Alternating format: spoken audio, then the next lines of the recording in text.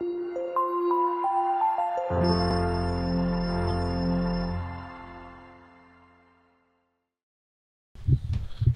եմ բոլորիդ սիրելիներ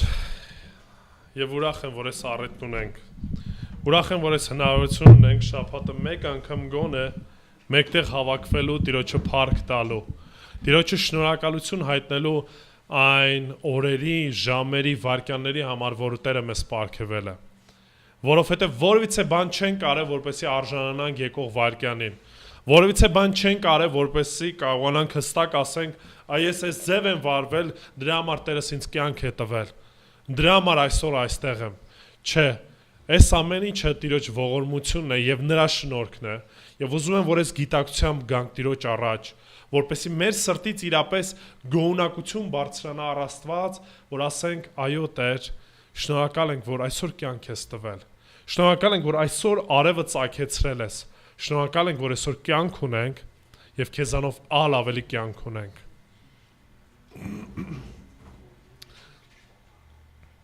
Չէ, երեխեքը մնում են մեզ հետ։ Այս Կիրակի հաղորդության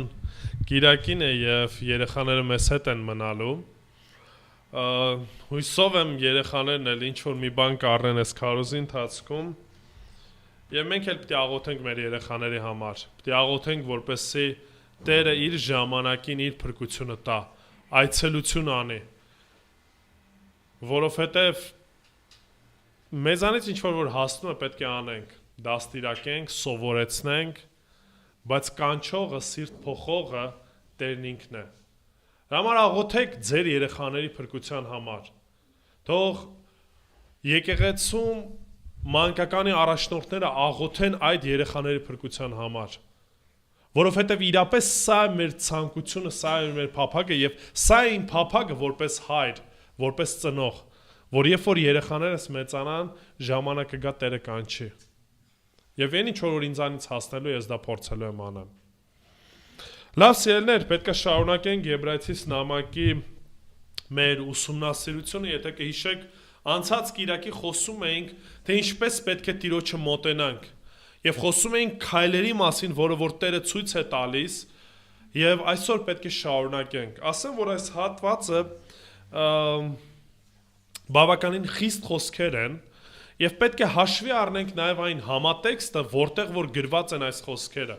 Ինչու եմ ասում, սա պետք է հաշվի առնենք, որովհետև շատերը այս հատվածը կոնտեքստից, համատեքստից դուրս են մեկնաբանում եւ դրանից շատ սխալ կամ թյուր մեկնաբանություններ են տալիս։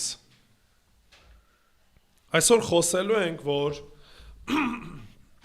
ավետարանը նաեւ լինում են դեպքեր, որ վատ ավարտ է ունենում ավետարանը լսողների համար։ Խոսելու ենք, որ բարի լուրը լինում են դեպքեր, որ այնպես չի, որ միշտ բարին է լինում իրեն լսողների համար։ Ընդհանրապես, երբ որ մենք ավետարանություն ենք անում, ավետարան ենք քարոզում, մարդը ունի երկու հնարավորություն, որոնք են այդ հնարավորությունները։ Ընդունումը, ընդունելով հավատք ունենում է եւ հավատքով փրկություն է ստանում։ Կամ մերժումը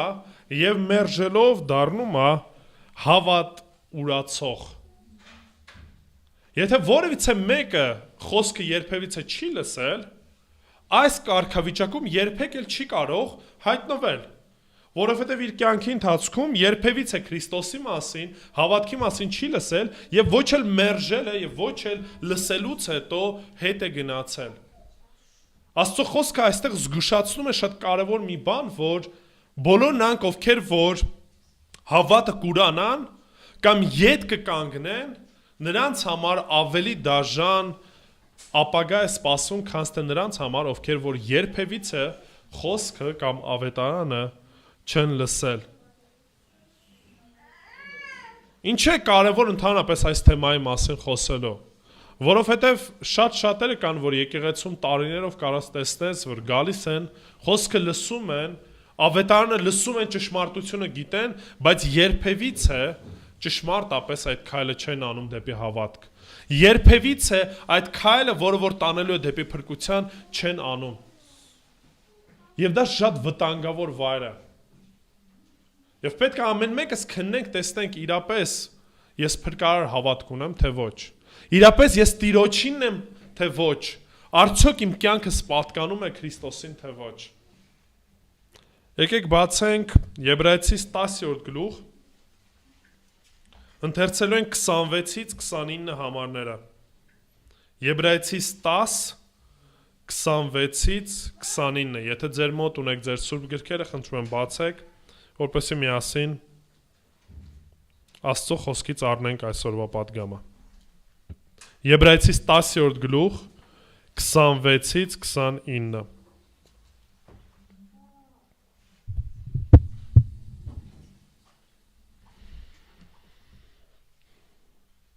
Եթե մենք ճշմարտության գիտությունն ընդունելուց հետո հոժար կամքով մեղք գործենք, ապա մեղքերի քավության համար այլևս ուրիշ զոհ չի մնում, այլ դատաստանի ահավոր սպասումը և կրակի զայրույթը, որ լափելու է հակառակողներին։ Մեկը, որ Մովսեսի օրենքը անարգում էր 2 կամ 3 հոգու վկայությամբ, անողորմաբար սպանվում էր։ Կարծում եք որչափ ավելի խիստ պատժի կարժանա նա, ով ոտնահարել է Աստծու որդուն և անմաքուր համարել ուխտի արյունը, որով նա սրբվեց, և ով անարգել է շնորհի հոգուն։ Ամեն։ Եկեք աղոթենք։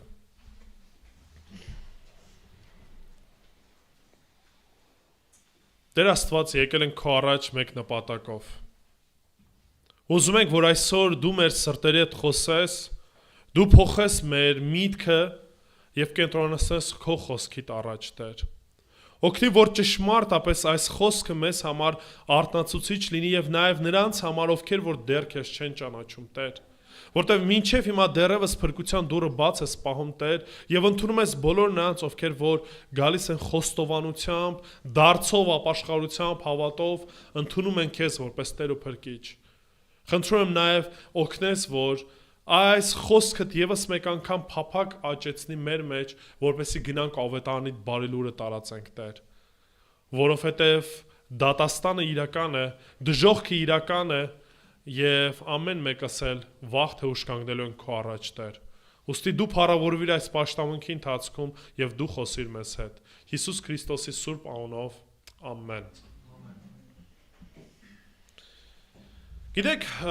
երբ որ առաջի հատվածը այս առաջի համարը կարդում ենք, կարա տպավորություն ստեղծվի, որ կարծես թե խոսքը գնում է փրկությունը կորցնելու մասին։ Կուզենամ ևս մեկ անգամ 26 համարը կարդանք։ Եթե մենք ճշմարտության գիտությունն ընդունելուց հետո հոժար կամքով մեղք գործենք, ապա մեղքերի քավության համար այլևս ուրիշ զոհ չի մնում։ Եվ եթե միայն այս հատվածն եմ առանձնացնում, տպավորություն կարա ստեղծվի, որ եթե որևիցե մեկը հոժար կամքով մեղք գործեց, այլևս այդ մեղքի համար թողություն չկա։ Հիմա այս հարցը եմ ուզում ձեզ տամ, երբևիցե ապաշխարությունից դարձից հետո, Տիրոջը ճանաչելուց հետո ձեր կյանքում եղել է դեպք, որ մեղք գործեք ու այո, հոժար կամքով նույնիսկ գործեք, գիտակցաբար գործեք։ Եղել է թե ոչ։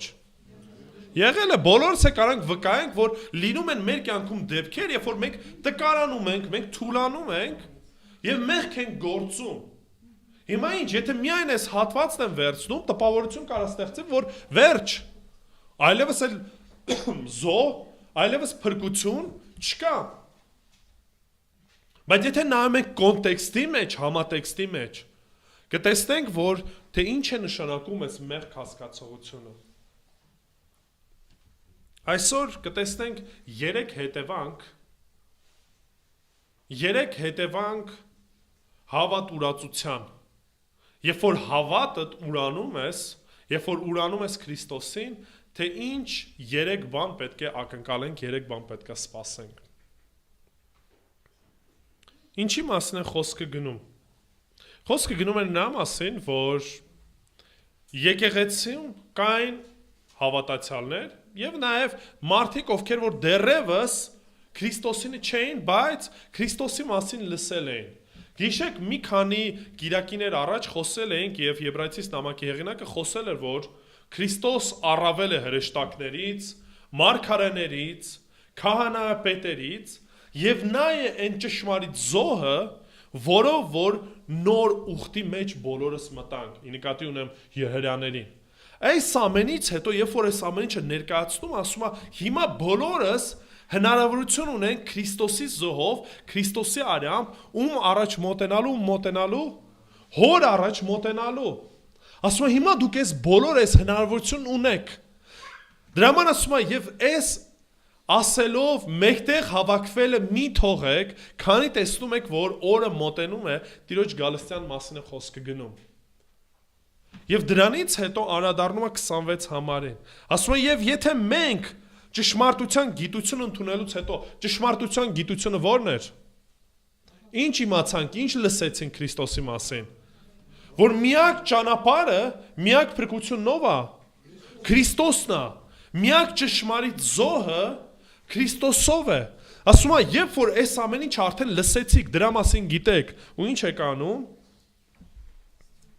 Հոժար կամքով մեղ գործեք, այսինքն հոժար կամքով ինչ եմ անում,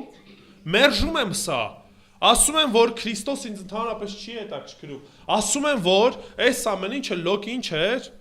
ուղղակի սուտ ինչ-որ խոսքեր են և հետ եմ վերադառնում օրենքին, ծիսակատարություններին, հետ եմ վերադառնում տաճարում զոհաբերություններին, այդ մարդկանց համար ինչ կա, ասում է, ինչպես հոժար կամքով մեղ գործենք, ապա մեղքերի քավության համար այլևս ուրիշ զոհ չի մնում։ Ուրեմն առաջին հետևանքը ո՞րն է։ Աններելի մեղքը։ Հիմա կարաք ասեք, բայց ո՞նց։ Կա որևիցե մեղք, որ աններելի է։ Այս դեպքում այո, ինչու։ Ինչպես հնարավոր է, որ մարդու մեղքերը ներվեն։ Քրիստոսի արյան միջոցով էր, չէ, երբ որ ես հավատում եմ, որ Քրիստոսի արյամբ իմ մեղքերը ինչ եղան, մաքրվեցին, լվացվեցին, ներում ստացա։ Հիմա եթե ես մերժում եմ Քրիստոսի արյունը, մերժում եմ Քրիստոսի կատարած զոհը, ուրիշ հնարավորություն կա մեղքերի թողություն ստանալու, ուրիշ հնարավորություն կա ներում ստանալու, ուրիշ ճանապարհ կա փրկություն ստանալու,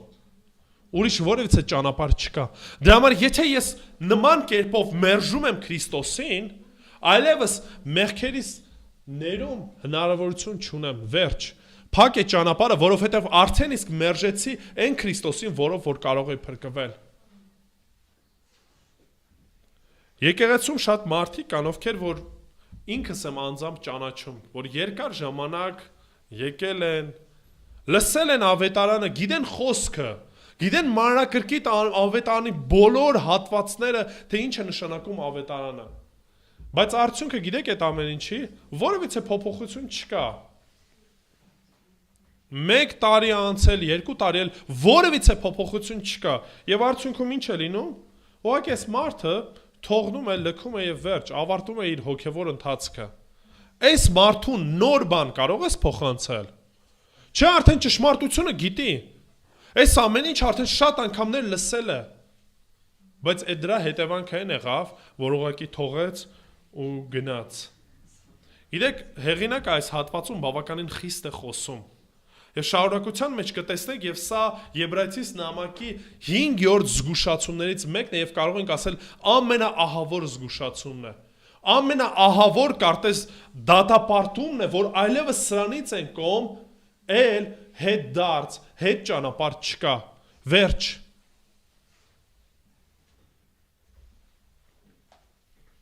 Ինչ եմ այդպես ասում։ Եբրայեցիս 10-րդ գլուխ 29 համարն եմ ուզում կարդամ ու շարություն դարձրեք, թե այդ մարդը ինչ է արել, ինչ է նշանակում մեղք է գործել։ Կարծում եք, որ չափ ավելի խիստ պատժի կարժանա, մինչև այդ հիշում եք ինչ իմաստներ ասում, օրենքը խախտել է, օրենքը խախտելու համար մահապատժի էր ենթարկվում, քարկոծվում էր։ Հիմա ասում է, այս մարդը ավելի վատ պատժի է արժանանալու։ Նա ով ոտնահարել է Աստծո որդուն եւ անմաքուր համարել ուխտի արյունը։ Աստծո որդին ով էր։ Հիսուս Քրիստոս։ Ինչի է ասում ուխտի արյունը, որովհետև Քրիստոսի արյամբ նոր ուխտ ստացանք։ Այս մարդը, որ ամեն ինչ լսել է Քրիստոսի մասին լսել է ու հետա վերադարձել իր հին կյանքին, հետա վերադարձել իր հին սովորություններին, ինչ է արել, ոտնակող արել, այսինքն ինչ աղբա համարել Քրիստոսի արյունը։ Աստծո որդուն եւ անմաքուր համարել ուխտի արյունը, անմաքուր գիտեք որն է, որ նույնն է, պիղծ, այսինքն սովորական արյունը իմ ու քո արյան նման է, որևիցե տարբերություն չկա։ Քրիստոսն էլ իմ ու ձեր նման ասում է մեղավոր մարդ էր, որևիցե տարբերություն չկա ու իրանք անդրադառնում են, այս ամեն ինչը ասում են ու հետ էին վերադառնում իրանց հին սովորությունների։ Այսօր նման մարդիկ կան մեր մեջ, թե ոչ։ Շատերը կան, ովքեր որ ավետարանի խոսքը լսում են, ճշմարտությունը գիտեն, բայց հետ են վերադառնում իրենց հին կյանքին։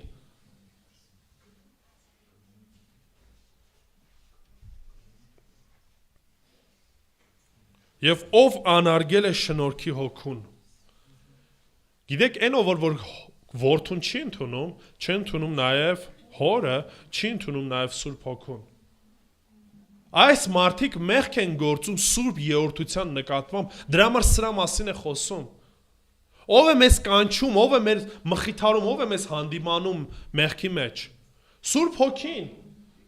Եվ հետևաբար անարգելով Քրիստոսին, դու նաև անարգում ես Սուրբ Հոգուն։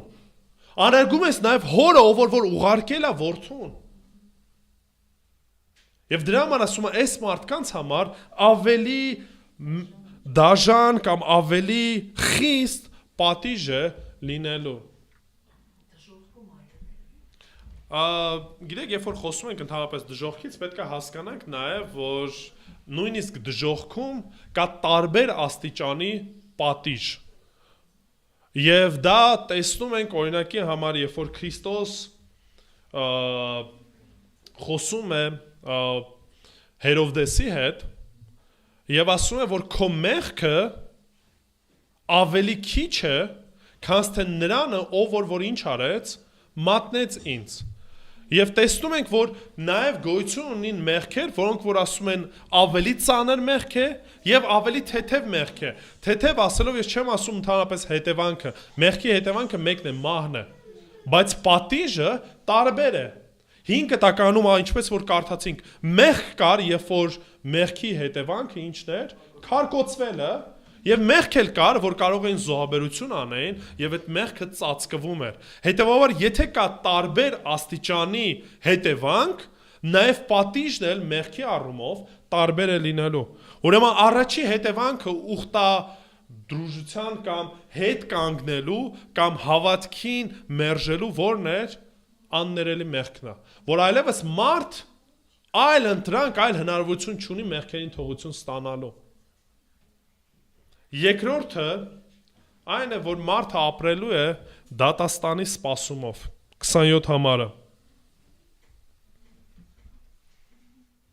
Այլ դատաստանի ահավոր սպասումը և կրակի զայրույթը, որ լափելու է հակառակվողներին։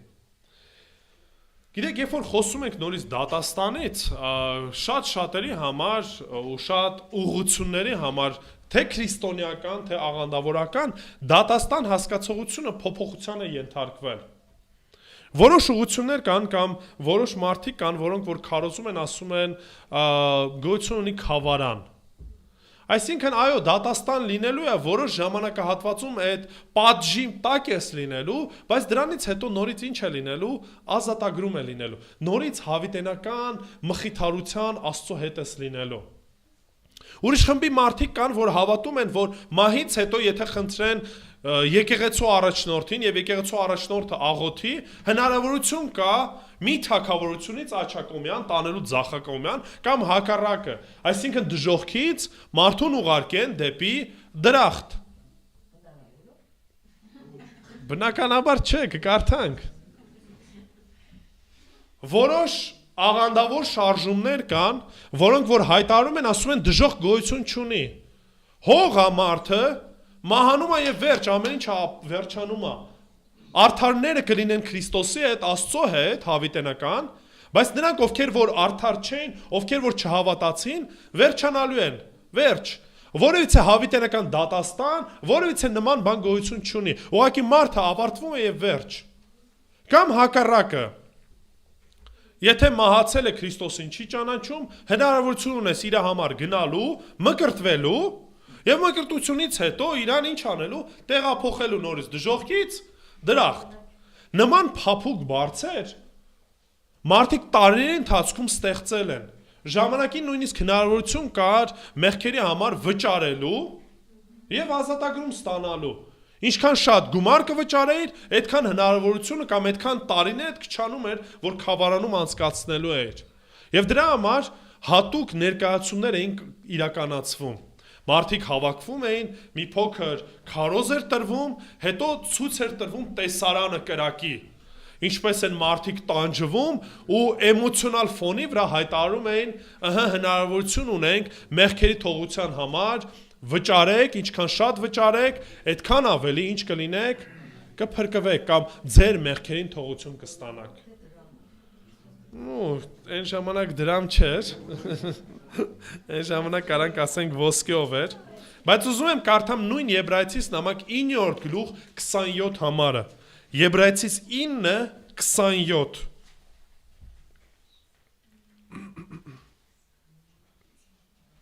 Եվ ինչպես որ մարդկանց համար սահմանված է, այս սահմանված ասածը ով է սահմանը ընդհանրապես,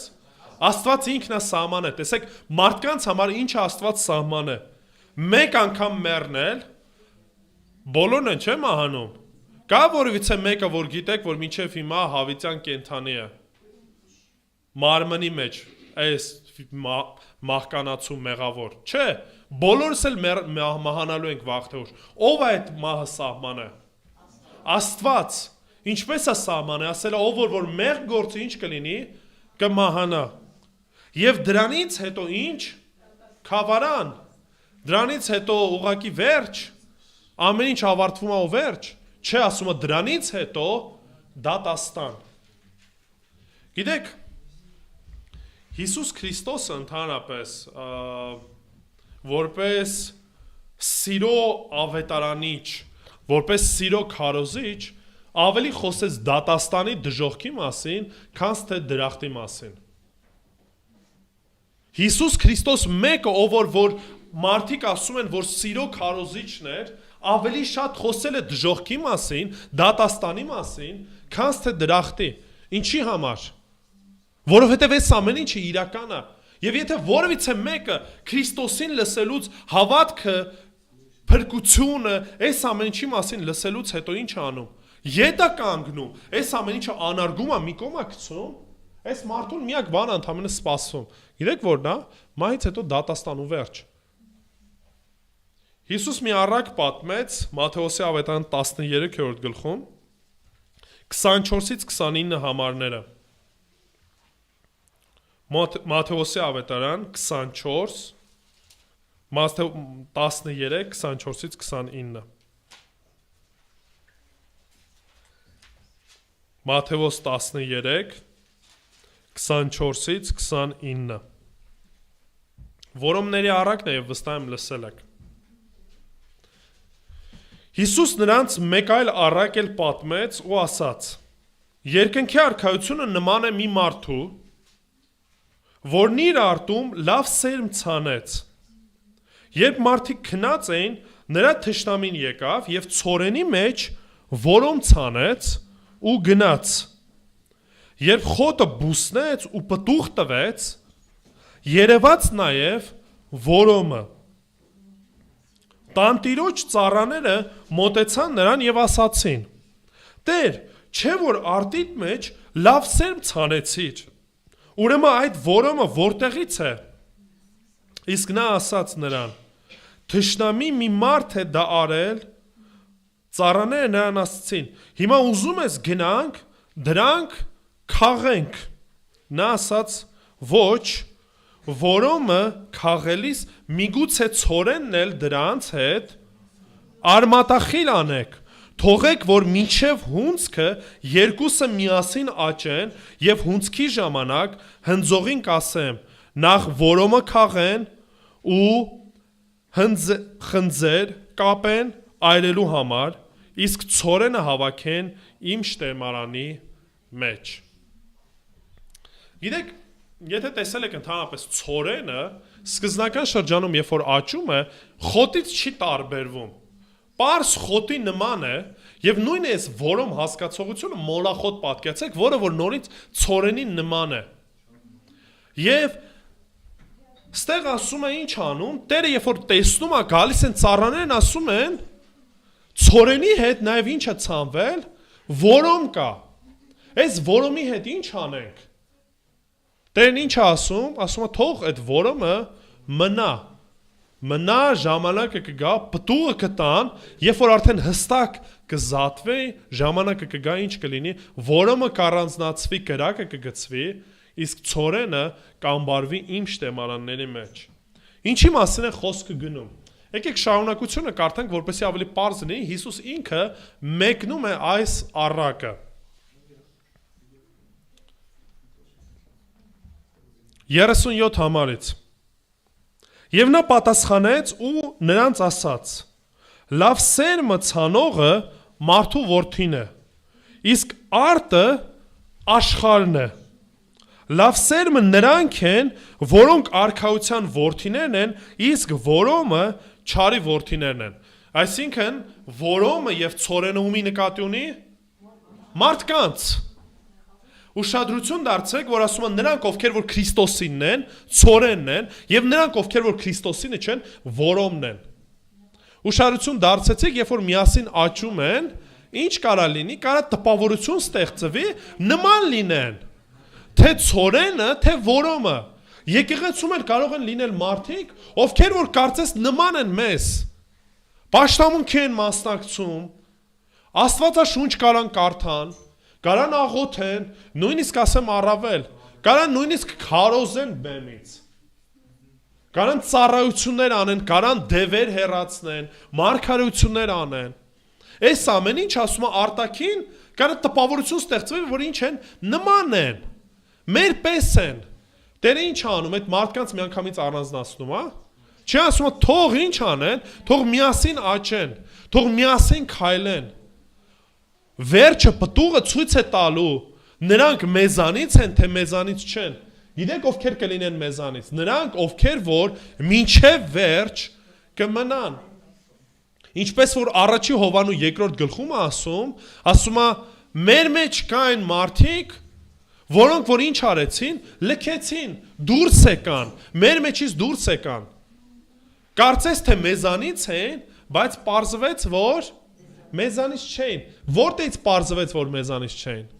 Որտեղ դուրս եկան, որտեղ ժամանակի մեջ հավատարիմ չմնացին, ձանձրացան։ Լավ մի տարի նույն բանը լսում եք, մի տարի նույն քարոզն են կարդում, մի տարի հավաքվում եք, լավ 2 տարի։ Ինչ կա դրա մեջ։ Եվ մարդը կամած ձանձրանում է ու ինչ է անում ու թողնում լքում է։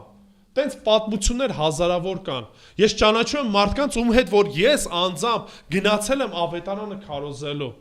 Եվ այսօր այդ մարդիկ ընդհանրապես ոչ եկեղեցում են, ոչ էլ հավատքի մեջ են։ Կան մարդիկ, ովքեր որ նույնիսկ ընկել են մի ուրիշ ծայրահեղության, աթեիզմին են տրվել։ Ասում են այլևս Աստված չկա։ Եվ այս մարդիկ ինչ են անում, ճշմարտությունն իմանալով, Քրիստոսի ավետարանը իմանալով, հետ են կանգնում։ Եվ այս մարդկանց համար այլևս մեղքերը աններելի են, եւ երկրորդ այդ մարդկանց սպասում է միայն ինչը դատաստանը։ Շարունակությունը կարդանք։ 39 Թշնամին, որ այս սերմերը սերմեց, սատանան է, հունցքն էլ աշխարհի վերջն է, աշխարհի վերջը որն է, գալիք դատաստանը, որին որ ամեն մեկը սպասում էր, իսկ հնձողները հրեշտակներն են, արդ ինչպես որոմը հավաքում են ու կրակով այրում, այնպես էլ աշխարհի վերջում է լինելու, Մարդու որդին կուղարկի իր հրեշտակներին, որոնք կհավաքեն նրա արքայությունից բոլոր գայթակղություններն ու անօրենություններ գործողներին եւ նրանց կգցեն կրակի հնոցը։ Այնտեղ կլինի լաց եւ ատամների կրճտոցը։ Այդ ժամանակ արդարները արեգակի պես կփայլեն իրենց հոր արքայության մեջ, ով որ լսելու ականջ ունի, թող լսի։ Գիտեք, Քրիստոս այս խոսքերը կամ ընդհանրապես երբ որ նայեք ավետարանի մեջ այս արտահայտությունը ատամների կրճտալ, այս հավիտենական տանջանքը 7-8 անգամ կրկնում է։ Եվ սա հենց այնպես չէր, որ Քրիստոս ուզում էր, որ մեր ուշադրությունը սևեռենք սրա վրա։ Ինչի որտեղ այս ամեն ինչը լուրջ է, սիրելներ։ Որտեղ եթե մեզ մնում է ընդամենը սпасել Տիրոջ դատաստանին, վերջը ինչն է գալու։ Հենց ինքը դատաստանը գալու է 27 համարի 2-րդ հատվածը հենց դրա մասին է ասում։ Ասում է այլ դատաստանի ահավոր սպասումը եւ ինչը եւ կրակի զայրույթը, որ լափելու է հակառակվողներին։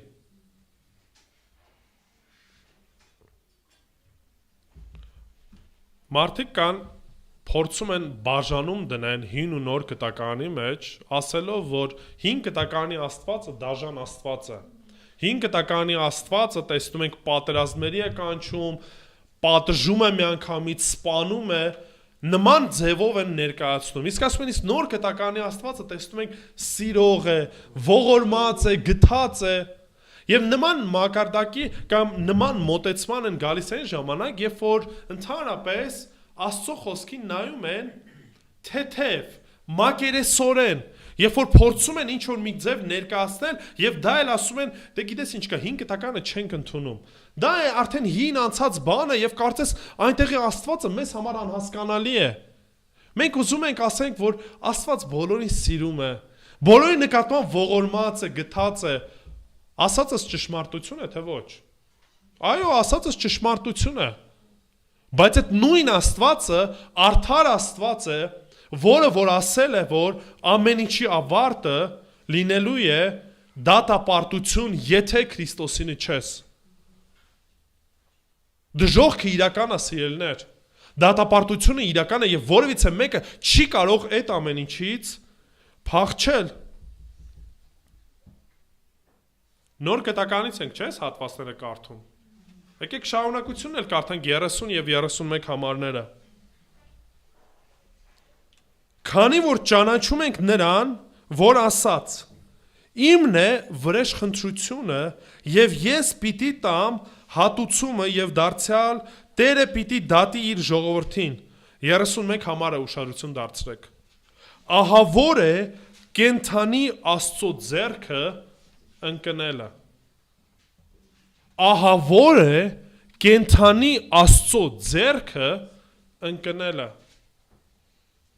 Ինչքան որ Աստված սիրող, ողորմած գթած է, նույնքան էլ Աստված արդար է եւ ասում է վայ նրան, վայ մեկին, ով որ կենթանի Աստծո ձեռքը կընկնի։ Շատերը վախում են սատանայից։ Շատերը ուշք ու միտքը սատանան է եւ դևերն է ու անընդհատ այս տրամաբանության այս բանի մեջ են ու նույնիսկ կան պատկերներ, նկարներ, որ Հիսուսն է մի կողմից ձեռքի ուժ կպած, մյուս կողմից էլ սատանան է ու կարծես անընդհատ sense ինչ-որ պայքար է գնում։ Այս ամեն ինչը ընդհանրապես Սուրբ գրքի հետ որևիցե կապ չունի։ Սատանան որևիցե բան չի կարող անել, եթե Տերը այդ ամեն ինչը թույլ չտա։ Դա համար Տերն ասում է ճնճղուկը ծառի վրայից չի ընկնի, եթե Տերը դա չցանկանա։ Դրա համար ասում է ձեր մազերը համնած են ձեր մազերի հաշիվը անգամ Տերը գիտի։ Մի փոքրացրեք Տիրոջը, մի փոքրացրեք Տիրոջը իր մեծությունը, իր զորությունը, իր գերիշխանությունը։ Մի մեղքին մատների արանքով նայեք, որտեղ ասում է վայ նրանով, որ կենթանի Աստծո ձեռքը կընկնի։ Դրա համար Աստծո խոսքն ասում է մի վախեցեք նրանից, ով որ ինչ կարանի, այս մարմինը սպանի, այլ վախեցեք նրան, որ դրանից հետո հոգին կարողություն ունի գցելու դժոխքը։ Դրա համար այն ով որ հետ է կանգնում, նրա մեղքերը ներում չունի, միակ բանը որ սպասում է դատաստանին եւ վաղ թե ուշ գալու է դատաստանի օրը։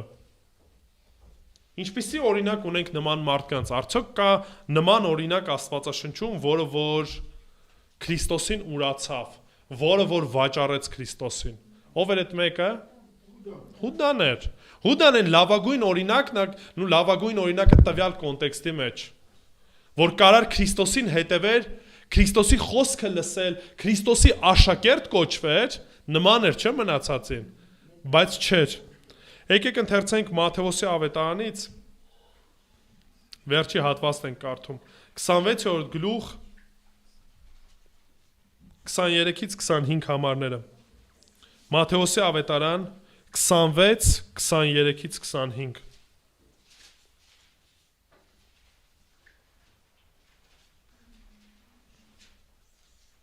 Քսաներեքից 25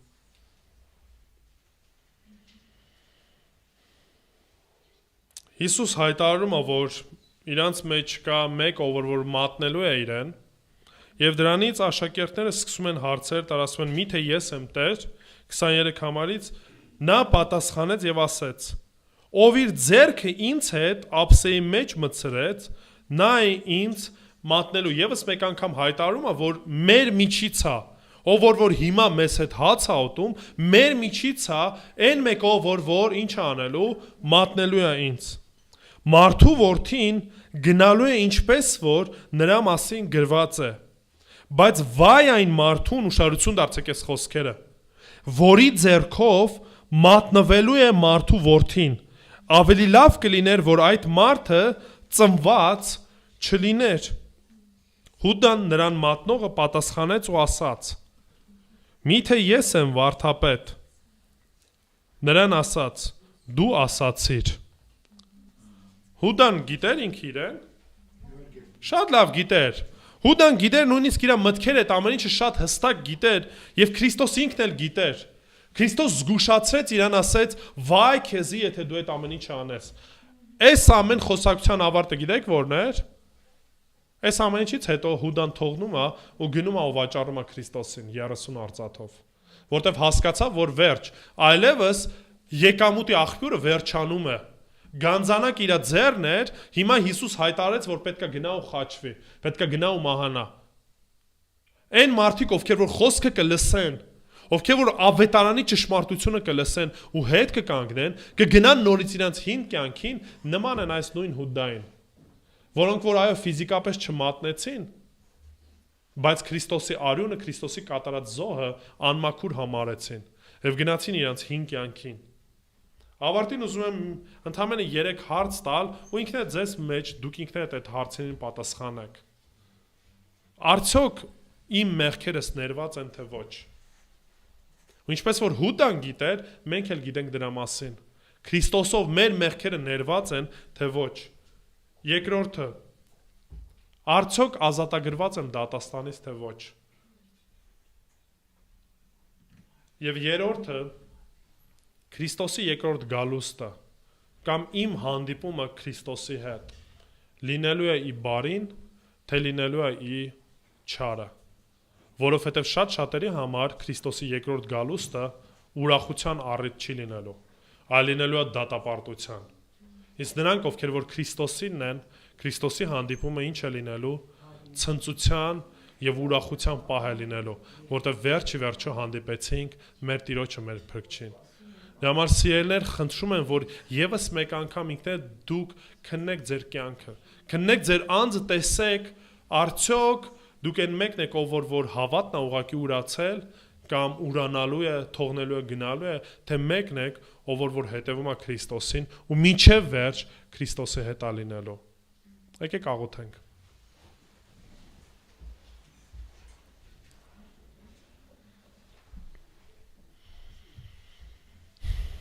Տեր Աստված, դու նույն ես երեք այսօր եւ հավիտյան։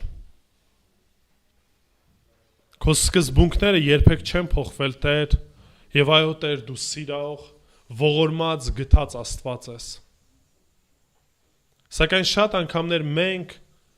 մեր մեղքերից ելնելով, մեր տրամաբանությունից ելնելով մոռանում ենք, Տեր, որ դրա հետ մեկտեղ, Տեր, դու արդար ես, սուրբ ես ու չես կարող որևիցե կերպով հանդուրժել, ընդունել մեղքը, Տեր։ Ուստի ուղարկեցիր քո որդուն, որպեսզի հավատալով փրկություն ունենանք, Տեր։